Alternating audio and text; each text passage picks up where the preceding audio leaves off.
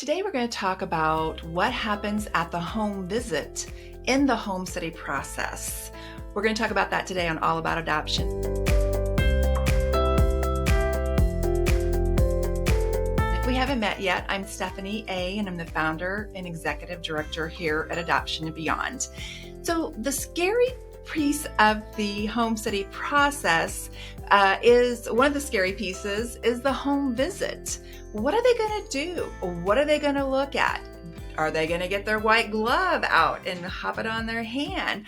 Are they going to open the doors to our closet? Are they going to open our refrigerator? Are they going to look in the closet, drawers in the kitchen? The answer to those things are no. We are not going to do those things. I'm going to preface everything I say is around how we do things here at Adoption and Beyond. Not all home study agencies are equal to each other or are the same, and how we do the home study process. The far majority of the paperwork is the same, but not the home visit. The home visit can be drastically different between all different agencies.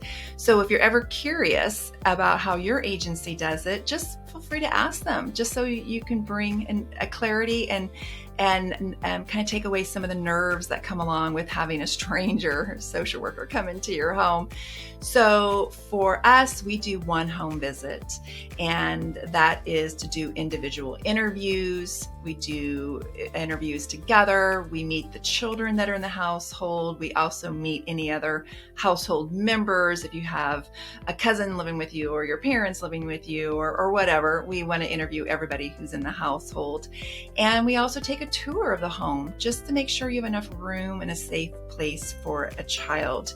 That pretty much encompasses what happens at the home visit.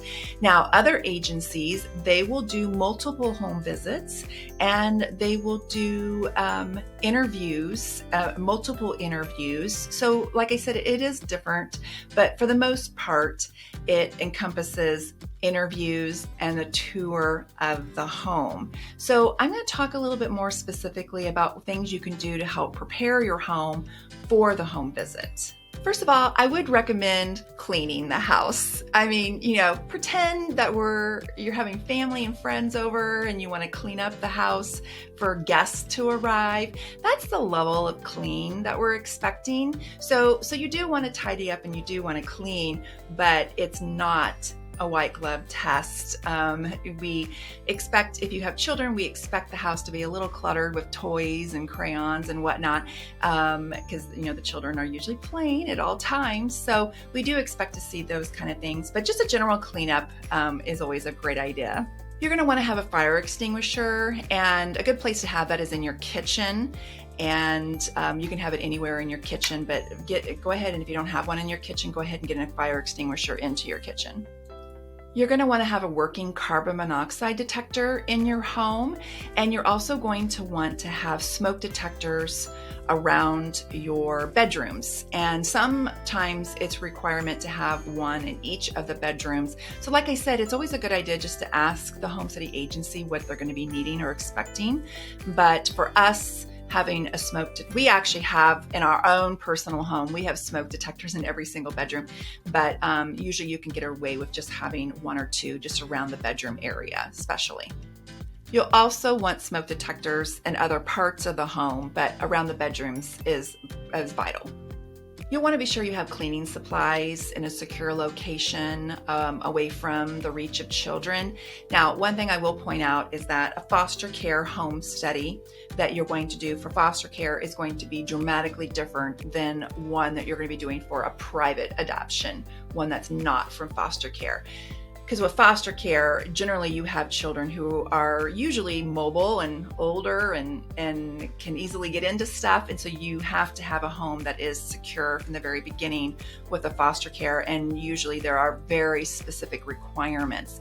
For example, having railings downstairs and things like that. So, and having medicines in a locked container. So you want to be sure that if you're doing foster care that you get clarification on exactly the specifications you need. Usually they're pretty well outlined for you, but for a private home study, for a domestic or international adoption that's not from foster care, it's usually not as stringent in terms of what you need to have ready and done. But cleaning supplies are always a good idea to have those secured and not accessible to children. You want to be sure that any large bookshelves or heavy dressers are secured to the wall, and you can find whatever you need on Amazon or at your local hardware store or Walmart. You can find tools and not tools, but you can find apparatuses that are made specifically for that, for helping you secure those larger items that could easily tip over onto a child, being able to secure those to the wall. So if you have firearms in the home, you're going to want to make sure those are secured.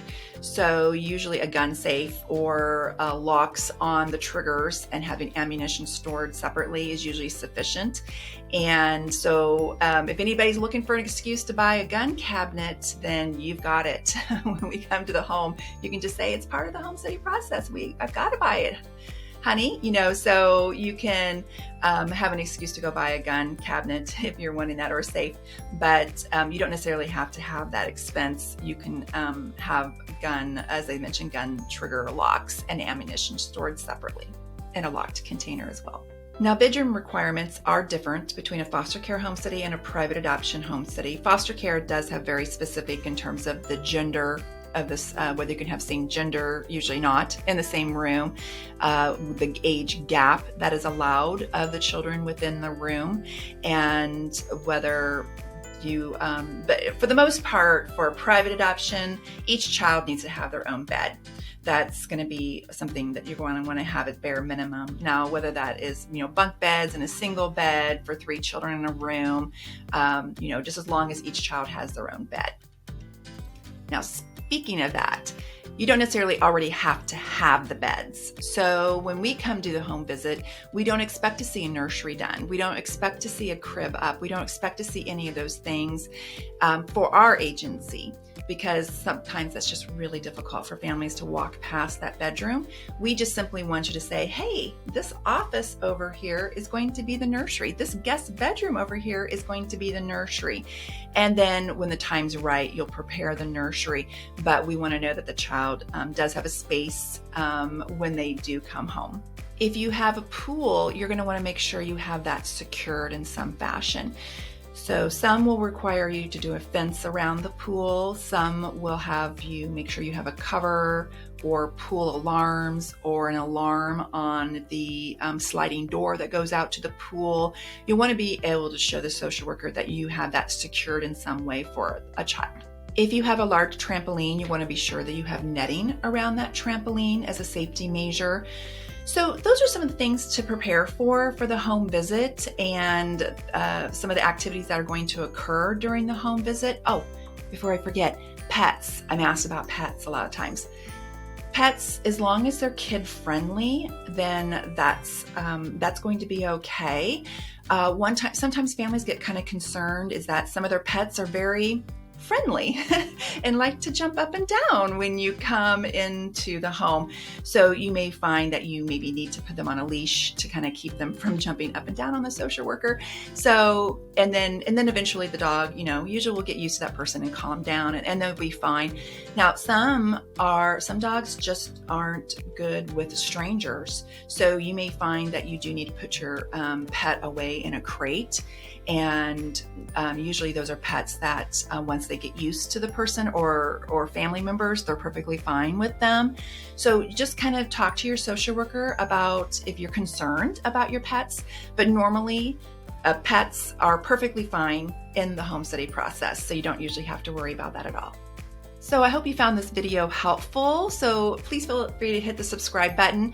And I just want to bring clarity to kind of what to expect at the home visit, just kind of take away some of the nervousness that happens naturally with the home study process. So I hope you found that helpful, and I hope you have a great rest of your day. See you next week. Bye.